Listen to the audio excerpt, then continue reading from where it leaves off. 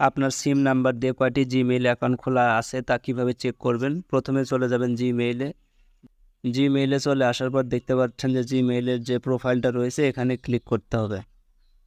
এখানে ক্লিক করব। এখানে ক্লিক করার পর নিচে দেখতে পাচ্ছেন অ্যাড অ্যানাদার অ্যাকাউন্ট নামের অপশন রয়েছে, এখানে ক্লিক করতে হবে। এখানে ক্লিক করবে। এখানে ক্লিক করার পর দেখতে পাচ্ছেন প্রথমে যে একটা অপশন রয়েছে গুগলে কিন্তু ক্লিক করতে হবে। গুগলে ক্লিক করব। গুগলে ক্লিক করার পর ফোনের যে লকটা থাকবে সেটা কিন্তু ওপেন করে দিতে হবে এবং ওয়েট করতে হবে। ওয়েট করার পর নিচে দেখতে পাচ্ছেন না ফরগেট ইমেল নামের অপশন রয়েছে, এটাতে ক্লিক করে দিতে হবে। এটাতে ক্লিক করব এবং এখানে ফোন নাম্বার বসিয়ে দিব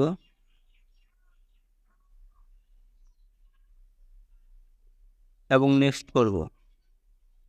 ফার্স্ট নেম এবং লাস্ট নেম কিন্তু বসিয়ে দিতে হবে। আমি ফার্স্ট নেম বসিয়ে দিচ্ছি এবং লাস্ট নেম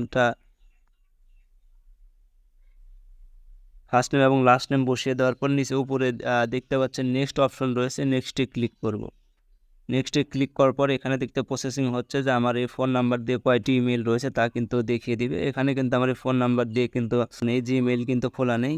তো ভিডিওটা যদি আপনাদের ভালো লাগে অবশ্যই আমার ফেসবুক পেজটিকে ফলো করবেন এবং যারা আমার ইউটিউব থেকে দেখছেন অবশ্যই সাবস্ক্রাইব করে সাথে থাকবেন। ধন্যবাদ সবাইকে।